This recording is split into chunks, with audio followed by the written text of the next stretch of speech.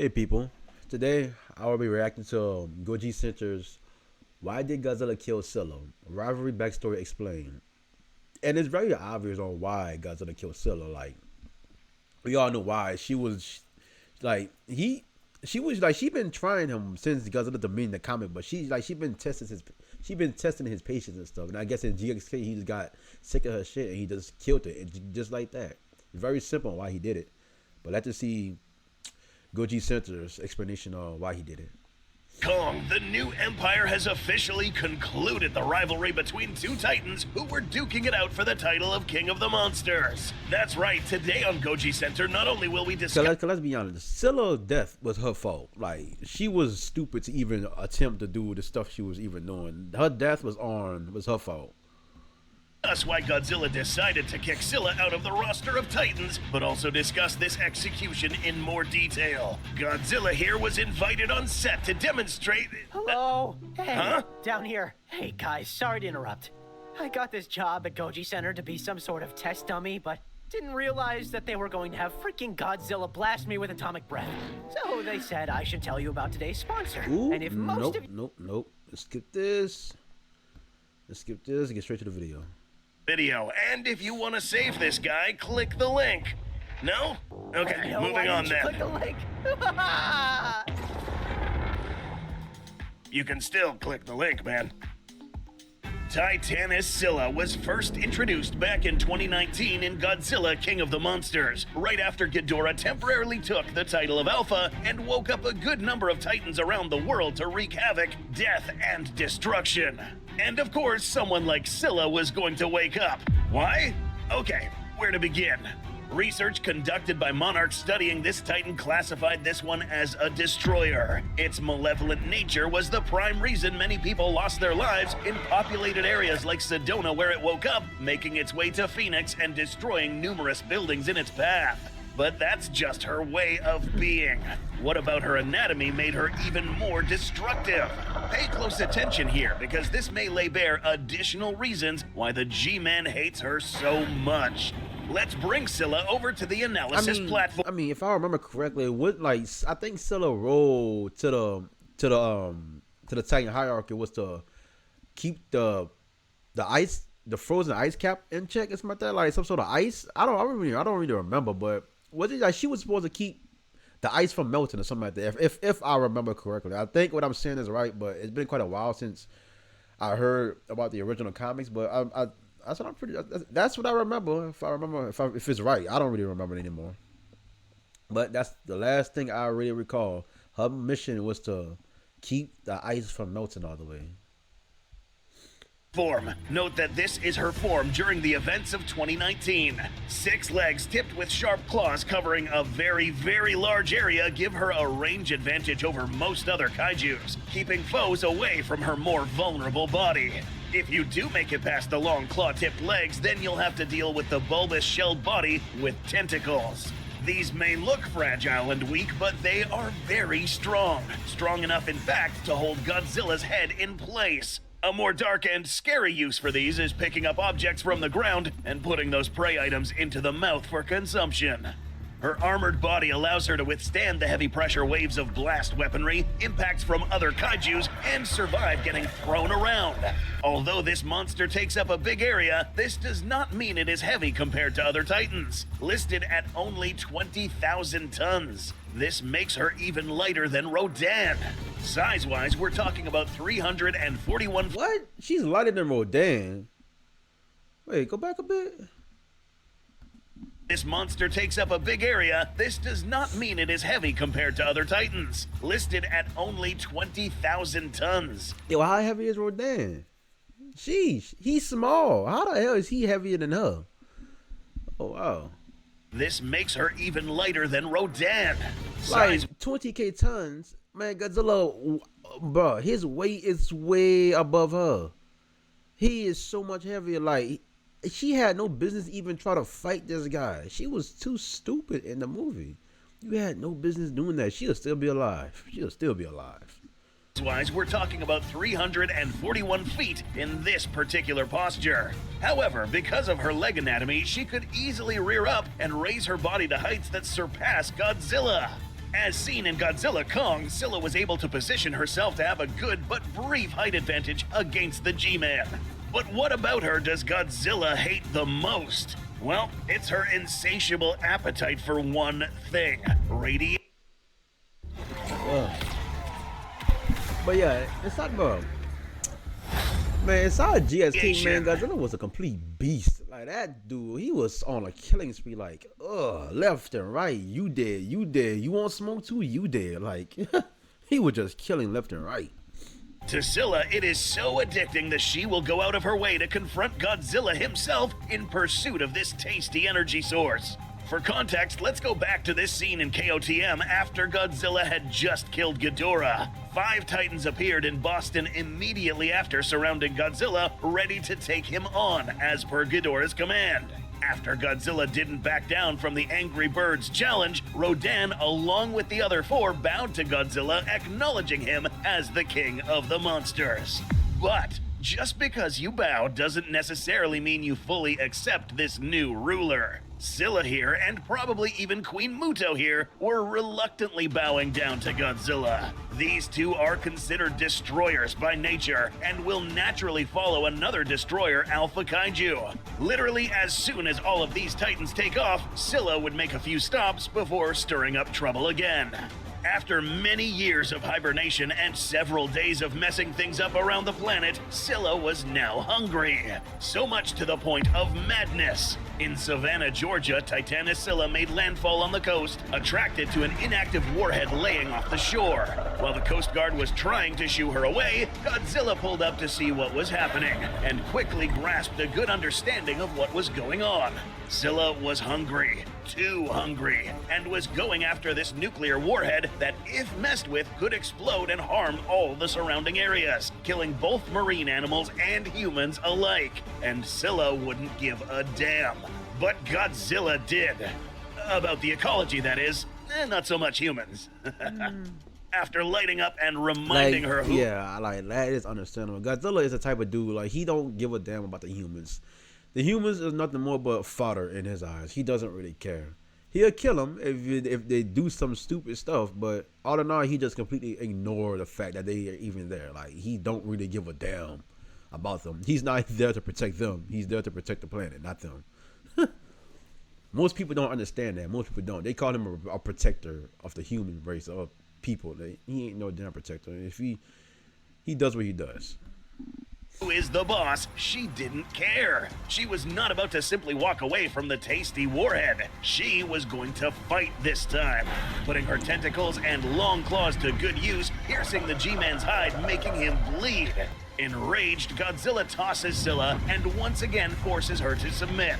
Again, she didn't want to, but she had to, or else she'd die here.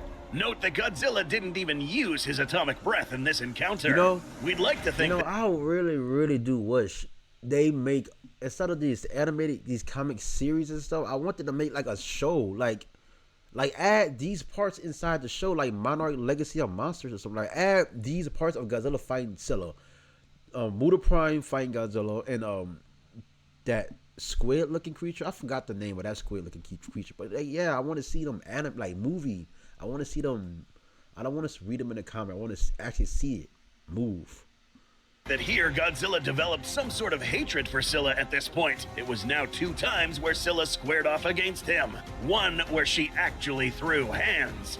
This would not be the last time Godzilla would fight Scylla. At the end of the book, we see Godzilla blasting an alpha signal across the globe, commanding all Titans to chill or go dormant. Most of the Titans obeyed, but some didn't. We'll see who in a little bit. An Alpha Titan in the Monsterverse would soon learn that keeping the world of Titans in order is no easy task. There will always be others who see you as a big target with everything to lose. After the events of Godzilla vs. Kong and the destruction of Mechagodzilla, Godzilla would again continue patrolling the world, putting out fires here and there. For 3 years, Godzilla... I know this dude is tired. Like, ain't no way this dude, that Godzilla been going left and right like a police. Like, he's basically the police of the Titans at this point. Move him to see if you in check and you in check. I know this dude exhausted. He old too. That dude is old. Godzilla is old. Like, At this point, he is just a grumpy old dude. He just old at this point. Like, still gotta make sure people's like they in place. Yeah, he's definitely exhausted. No wonder he killed Scylla. He was just sick of her completely. He was sick of him. Scylla was able to keep the peace until some dude named Raymond Martin and his multi-billion-dollar company started messing with forces he shouldn't have.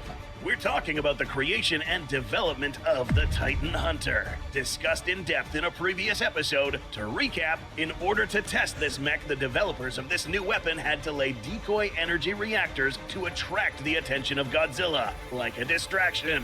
The problem was that Scylla once again woke up and started looking for radiation. Oh. In one particular Damn, I didn't read the book, but I didn't know that bastard did that. Oh.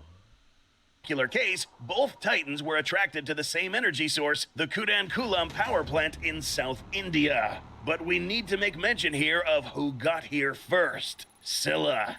Yep, if there is one thing we learned in Godzilla Dominion is that Scylla is actually a very fast swimmer. Using jet propulsion as a way of very quickly traveling underwater, not even Godzilla can catch up to this one. While it is true that Godzilla would have probably detected this energy source first, Scylla would probably get there faster if both Titans were traveling on the Earth's surface. Scylla attacks this plant, causing a nuclear meltdown. But the way she harvests this radiation is both bad and good for the environment. Let us explain. Scylla is known to be a scavenger of Titans, arriving after a Titan event, scavenging for radioactive remains to consume. But since there was a lack of dead Titans around, Scylla now has to resort to nuclear facilities such as this one. After breaking in, Scylla has the ability to expel a pollutant gas that absorbs the radiation and prevents it from spreading. This gas then gets siphoned up by Scylla. This is how she eats. After Scylla was done, we see that Godzilla pulled up. Too late. 2 days later, Scylla arrived for another source in the UK, a uranium pellet manufacturing plant in Preston. 6 hours later, Godzilla again shows up after she had already left. Then again, down in Italy, Scylla attacks a hidden... She been doing some stuff she had no business doing. This Godzilla was chasing her so many times. He was sick of this girl. He was so tired of Scylla. U.S. nuclear arsenal absorbing the radiation of 30 missiles. This time, Godzilla heads straight to the Mediterranean Sea. Godzilla now knows what's going on here and waits for her to make one more final move. Do you want to become unreal in Fortnite? Scylla, you can win 30% more Fortnite games using the Blitz app. Download the Blitz app now for free.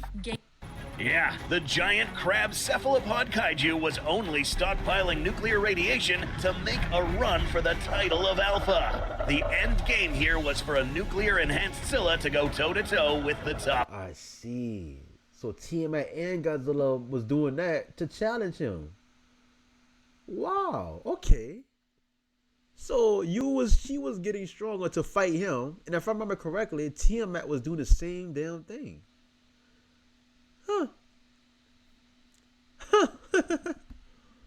G. Would this work? Let's find out.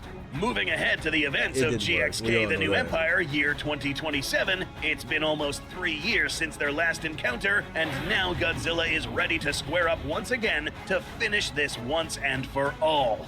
All those assaults on humanity's nuclear stockpile have led to this moment. Her ability to outpace Godzilla to rapidly consume radiation made her believe that this time she didn't have to run away and feel She was too cocky. She got too cocky. She was way too cocky for her own good. She really did become too cocky. prepared to face the Big G. Here, though, we see a bit of difference in her coloration. What happened? Scylla takes on this red-orange coloration similar to that of a crab. We'd like to think that the vast consumption of radiation, along with the amount of time spent underwater, led Scylla to evolve into a different colored kaiju, perhaps even shedding her exoskeleton to a more upgraded version optimized for underwater life. This didn't matter, as we see Godzilla charge towards Scylla. Godzilla's past experience with this titan made him adopt a new strategy against Scylla's long reach and sharp claws, rushing. Godzilla wastes no time trying to parry these legs and runs straight past them, inflicting a heavy blow on Scylla's main body. Look at this dude, man. Godzilla was on demon timing in this movie. It did not matter. Like she swear to God she stood a chance, but she didn't stood a chance after all. Like at this point, you gotta feel bad for her, even though it was her death was her fault. Like damn, that was just so wow. Straight All that past for them, nothing. inflicting a heavy blow on Scylla's main body, stunning her and giving the G-Man the opportunity to grab her limbs and throw her considerably lighter body like a rag doll. Now it was time to finish this. Just like Throwing that. Scylla on the floor made it difficult for her to stand up given that her body was upside down. Godzilla quickly jumps and stands right above her body, bringing her legs down with his immense strength.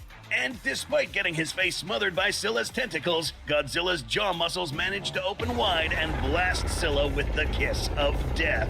The buildup of extremely hot temperatures causes the insides of Scylla to boil and increase in pressure. Here is where she died.